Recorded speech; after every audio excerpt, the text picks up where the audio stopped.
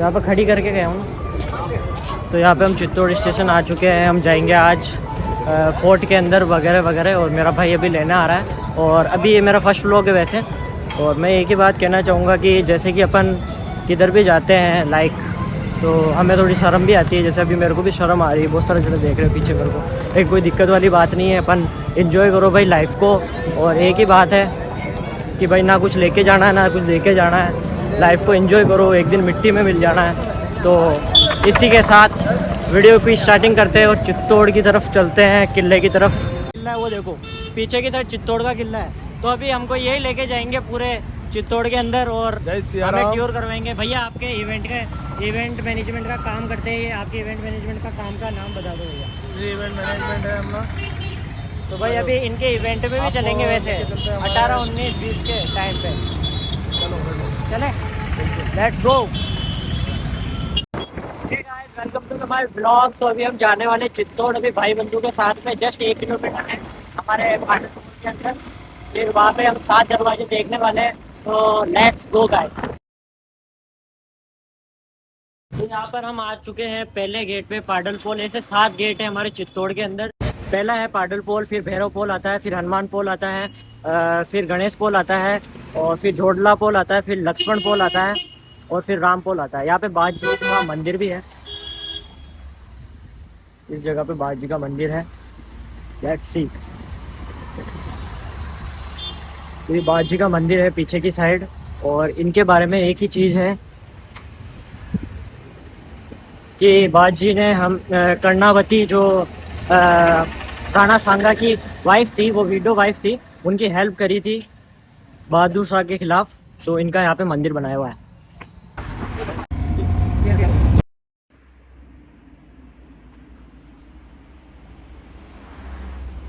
जयमल जी राठौड़ हैं, इन्होंने अकबर के खिलाफ 1568 के अंदर युद्ध लड़ा था। और इनके साथ कल्ला जी थे, जो ये चाचा और भतीजे के रूप में माने जाते हैं। ये जयमल जी के भतीजे थे, चाचा जयमल जी थे। और इन्होंने 68 के अंदर जयमल जी को अपने कंधे पर बिठाकर लड़ाई लड़ी थी, इसलिए इन्हें 4 हाथ वाले देवता कहा जाता है। और इधर हम इधर की तरफ देखते हैं, ये सेकंड गेट के और थर्ड गेट के बीच के अंदर मंदिर है। अगर आप कभी भी आओ तो यहाँ पर आपको दिख जाएगा, ये भैरव पोल के जस्ट आगे ही है। अभी हम बैठे हैं गेट नंबर 3 हनुमान पोल के यहाँ पर हनुमान जी का प्राचीन मंदिर है, जो वर्षों वर्षों पुराना है। बता सकते हैं यहाँ पर हनुमान जी का मंदिर है, जय श्री राम लिखा हुआ है। तो आप सभी दोस्तों को मेरी तरफ से जय श्री राम। की तरफ देखेंगे तो यहाँ पे दीवारें भी है, जो यहाँ से मतलब गन वगैरह, जब गन आई थी तो गन वगैरह यूज़ करते थे। बाकी तीरंदाजी, तेल वगैरह जो भी अगर गिराना चाहते हैं वो गिराते थे, कि ताकि इसके ऊपर से कोई चढ़कर नहीं आ। अभी हम आ चुके हैं चित्तौड़गढ़ के आखिरी गेट राम पोल के। यहाँ पे जस्ट सामने खड़े हैं, पास में रामदेव जी का मंदिर भी है, और प्राचीन राम जी का मंदिर यहाँ पर है। वो एशिया के सबसे बड़े किले चित्तौड़गढ़ किले के अंदर ये कि हम इसको एक्सप्लोर करेंगे। ये 700 एकड़ में फैला हुआ है, एशिया का नंबर 1 सबसे बड़ा किला है। How are you? I'm fine. You are Indian? Yes, yes, I am Indian. Yes, ma'am. I am It's vlogger. a movie? Yes, I am actually vlogger, and this is my first vlog. And where are you from, by the way? We come from France. Oh, nice. We I are like good. France. I belong to a group of 8 Do you kids. like Chittorgarh? Yeah, we just arrived. We just arrived. And do you eat Indian food? Yes, every day. Okay, nice to meet What? you. No, okay. हमारी विरासत हमारा गौरव, ये है बाहर का नज़ारा कुंभा महल का। और यहाँ पर मैं अंदर आ चुका हूँ। अभी हम आ चुके हैं कुंभा महल के अंदर। ये रहा कुंभा महल। 7th सेंचुरी से लेकर 15th सेंचुरी तक यहाँ पर जितने भी राजा हुए मेवाड़ के, वो यहीं पर ही बैठते थे। 1303 के अंदर अलाउद्दीन खिलजी ने यहाँ पर आक्रमण किया था, और यहाँ पर काफ़ी कुछ उन्होंने तोड़ दिया था। ये प्यारी सी तस्वीर इस महल के अंदर की है। मुझे महल बहुत अंदर से पसंद आया। और सामने की तरफ हमें दिखा मीरा जी का महल। मीरा जी और भोजराज जी यहाँ पर ही साथ में रहा करते थे। वो सामने की तरफ है मीरा जी का महल। ये है एक गुफा जो 1.5 किलोमीटर दूर गोमुख कुंड के पास खुलती है। यहाँ से महिलाएं महल से बाहर और अंदर आया करती थी, क्योंकि महिलाएं पर्दा रखती थी तो वो इसी दरवाजे से आया जाया करती थी। अब हम थोड़ा सा आगे आ गए। ये जो कमरे दिख रहे हैं ये सारे राजकुमारों के कमरे माने जाते हैं। बाकी मुझे इतना पता नहीं है, इसलिए मैंने इसके बारे में कुछ ज़्यादा नहीं बोला।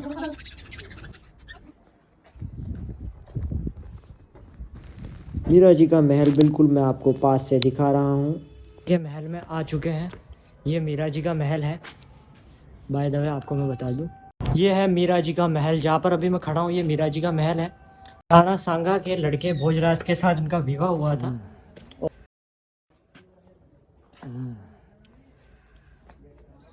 1734 के अंदर यहाँ के राजा बप्पा रावल से लेकर 15वीं शताब्दी तक जितने भी राजा हुए, 15वीं शताब्दी तक जितने भी राजा हुए वो यहीं पर ही रहते थे। मतलब फिर इसका जो अलाउद्दीन खिलजी ने 1303 के अंदर यहाँ पर आक्रमण करा रतन सिंह के ऊपर, तो रतन सिंह जी उस समय केसरिया हुआ। और कुछ लोगों को केसरिया का मतलब पता नहीं होगा, तो मैं केसरिया का अर्थ आपको बता दूँ। ये एक सर्वोच्च बलिदान की परंपरा है।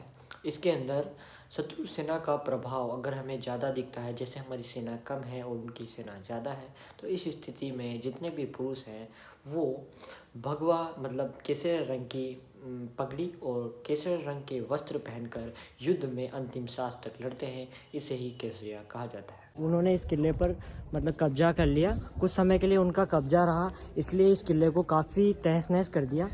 फिर महाराजा कुंभा ने इसे हाफिज महल को बनाया, इसलिए इसे कुंभा महल कहते हैं आज तक। अभी हम आ चुके हैं कुमश्याम मंदिर के पास में। कुमश्याम मंदिर एक प्राचीन हिंदू मंदिर है जो 15वीं शताब्दी में महाराणा कुंभा द्वारा बनाया गया। 1433 से लेकर 1468 के बीच में बना था और ये अपनी निकासी के लिए बहुत फेमस है और भगवान विष्णु के वरा अवतार को समर्पित है। साइड है कुमश्याम मंदिर। यहाँ पर वीडियोग्राफी अलाउड नहीं है, इसलिए हम अंदर की वीडियो नहीं बना सकता हूँ मैं। मीरा जी को जानते हैं, पर मीरा जी का मंदिर भी चित्तौड़गढ़ के अंदर है। अभी मेरे को दिखा है ये जस्ट पीछे की साइड कुमश्याम मंदिर के पास में ही मीरा जी का प्यारा सा मंदिर है, जहाँ पर वो लड्डू गोपाल की पूजा किया करती थी। और इनके साथ रेदास जी थे वगैरह वगैरह, बहुत सारे संत साधु संत इनके साथ पूजा करते थे। यहाँ पर ही मीरा जी को मतलब जो ये पीछे वाला मंदिर है मैं आपको दिखाता हूँ। ये जो पीछे वाला मंदिर है इसके अंदर मीरा जी को जहर दिया गया था, लेकिन वो अमृत में बदल गया। फिर मीरा जी यहाँ से चली गई और द्वारिका साइड रहने लगी।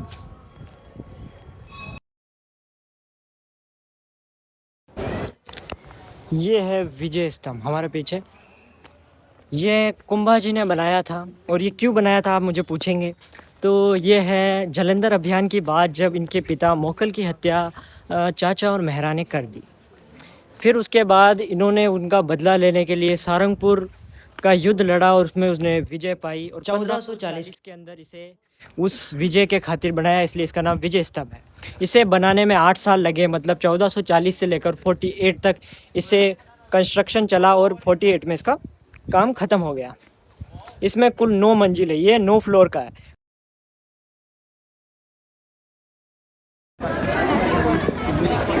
सामने की तरफ है सती गेट नंबर 1 और यहाँ पर है सती गेट नंबर 2। ये है जौहर कुंड। यहाँ पर कुल मिला के 3 बार जौहर हुए हैं।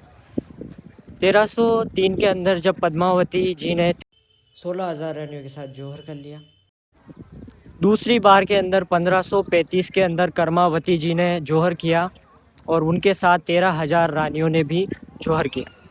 तीसरी बार में 1568 के अंदर जब यहाँ पर युद्ध हुआ तो कुल मिला के 7,000 रानियों ने फुल कवर जी के साथ जौहर किया। वो है सती गेट 1, सती गेट 2 विजय स्तंभ के पास।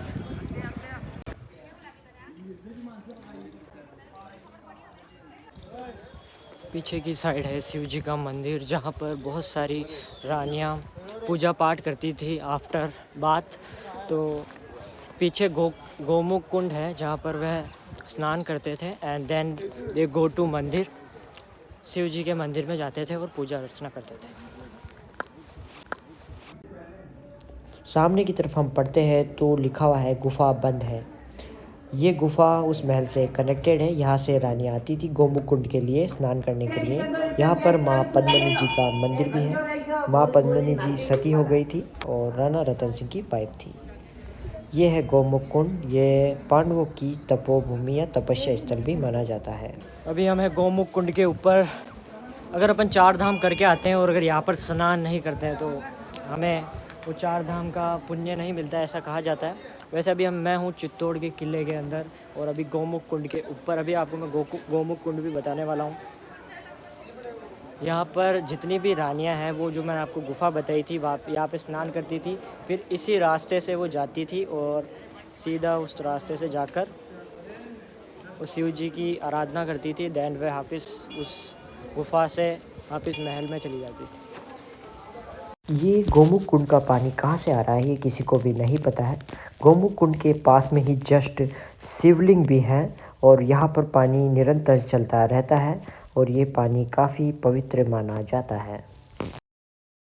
मैं थोड़ा डर रहा हूँ लेकिन मंकी के साथ वीडियो बना रहा हूँ। ये रहा मेरे पास में जस्ट मंकी। ऐसा मंकी मैन, मंकी लोगों के साथ। भाई चाय पिएगा क्या भाई?